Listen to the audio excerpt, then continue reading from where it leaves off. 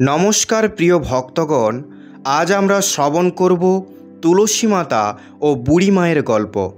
ভিডিওটি শুরু করার আগে যারা এখনও চ্যানেলটিকে সাবস্ক্রাইব করেননি তারা অবশ্যই চ্যানেলটিকে সাবস্ক্রাইব করে পাশে থাকা বেল আইকনটি ক্লিক করে দিন, যাতে আমাদের প্রতিটি ভিডিও নোটিফিকেশান সর্বপ্রথমে আপনার কাছে পৌঁছাতে পারে। তো চলুন বেশি দেরি না করে ভিডিওটি শুরু করা যাক। অনেক আগে এক বুড়িমা ছিলেন।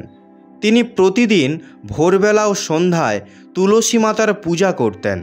তাকে জল দিতেন এবং ভক্তি ভরে বলতেন, তুলসী মাতা, সতী মাতা, আমার সব দুঃখ দূর করো, আমাকে দাও ভক্তের সঙ্গ, সন্ধ্যের পর্ব, মন্দিরে যেতে দাও, পড়ে গিয়ে মৃত্যু দাও, চন্দনের কাঠ দাও, ঝালরের ঝংকার দাও, একাদশীর দিন মৃত্যু দাও, আর শ্রীকৃষ্ণের কাঁধ দাও, আমাকে বৈকুণ্ঠে স্থান দাও। বুড়িমা প্রতিদিন এইভাবে পুজো করে প্রার্থনা করতেন। বুড়িমার কথা শুনে ধীরে ধীরে তুলসী মাতা শুকিয়ে যেতে লাগলো।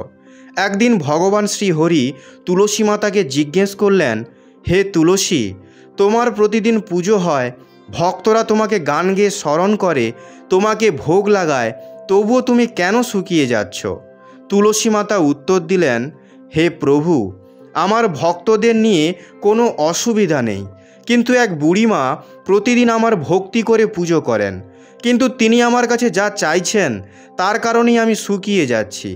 তুলসী মাতা, সতী মাতা, আমার সব দুঃখ দূর করো, আমাকে দাও ভক্তের সঙ্গ, সন্ধ্যের পর্ব, মন্দিরে যেতে দাও, পড়ে গিয়ে মৃত্যু দাও, চন্দনের কাঠ দাও, ঝালরে ঝংকার দাও, একাদশীর দিন মৃত্যু দাও, আর শ্রীকৃষ্ণের কাঁধ দাও, আমাকে বৈকুণ্ঠে স্থান দাও। আমি ওনার সমস্ত ইচ্ছা পূরণ করতে পারি, কিন্তু শ্রীকৃষ্ণের কাঁধ কিভাবে দেব? এই কারণেই আমি শুকিয়ে যাচ্ছি। তখন ভগবান বিষ্ণু বললেন, তুলসী, ভয় করো না, যেদিন সেই বুড়ি মারা যাবেন আমি নিজে তাকে কাঁধ দেব। একাদশীর দিন সন্ধ্যায় বুড়িমা মন্দিরে যাচ্ছিলেন। তখন ঘণ্টা ও ঝালরের ধ্বনি বাজছিল। হঠাৎ তিনি মন্দিরের আঙিনায় পড়ে গেলেন এবং সেখানেই তাঁর মৃত্যু হলো। ধীরে ধীরে গ্রামের সবাই একত্রিত হলেন, তাকে শ্মশানে নিয়ে যাওয়ার জন্য প্রস্তুত নিল। কিন্তু আশ্চর্যের বিষয়, বুড়ি মায়ের দেহ এত ভারী হয়ে গিয়েছিল যে কেউই তাকে তুলতে পারছিল না। সবাই অবাক হয়ে গেল। গ্রামের লোকেরা বলতে লাগলো, এই বুড়িমা তো প্রতিদিন পূজা করত, তবে কেন এত ভারী হয়ে গেল? গ্রামের সবাই এক এক করে অনেক চেষ্টা করলো, কিন্তু কেউই বুড়িমাকে তুলতে পারল না। এর কারণে গ্রামের সবাই তাকে পাপী বলা শুরু করলো। গ্রামের লোকেরা বলল, এই বুড়িমা নিশ্চয়ই পাপ করেছে, তাই তাকে মৃত্যুর পর তোলাও যাচ্ছে না। ঠিক তখনই এক বৃদ্ধ ব্রাহ্মণের রূপে ভগবান শ্রীহরি সেখানে উপস্থিত হলেন। তিনি জিজ্ঞেস করলেন, কি হয়েছে ভাই?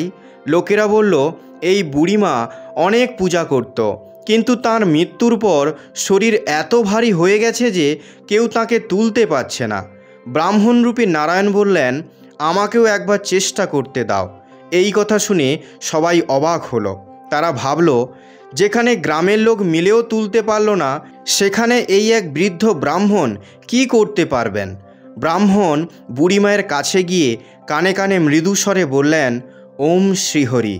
বুড়িমা, মন থেকে সব দুঃখ মুক্ত করো, ভক্তদের সঙ্গ নাও, সন্ধ্যের পর্ব নাও, মন্দিরে স্থান নাও, পড়ে গিয়ে মৃত্যু নাও, চন্দনের কাঠ নাও, ঝালরের ঝংকার নাও, একাদশীর দিন মৃত্যু নাও, আর বৈকুণ্ঠবাস লাভ করো। এই কথা বলার সঙ্গে সঙ্গেই বুড়িমায়ের শরীর হালকা হয়ে গেল। ভগবান তাকে কাঁধে নিলেন, চন্দনের কাঠে তার দাহ সংস্কার সম্পন্ন করলেন এবং তাকে বৈকুণ্ঠবাস দান করলেন। এইভাবে তুলসী মাতা বুড়িমায়ের মুক্তির পথ তৈরি করলেন।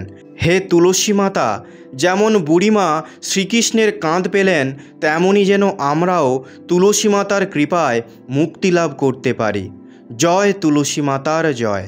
প্রিয় ভক্তগণ, আপনাদের যদি এই কাহিনীটি ভালো লেগে থাকে তাহলে ভিডিওটি লাইক করে কমেন্টে জয় তুলসী মায়ের জয় অবশ্যই লিখবেন, আর চ্যানেলটিকে অবশ্যই সাবস্ক্রাইব করে দেবেন।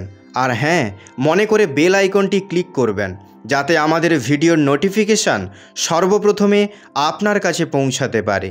কথা হবে পরবর্তী ভিডিওতে। ততক্ষণ ভালো থাকবেন, সুস্থ থাকবেন। ধন্যবাদ।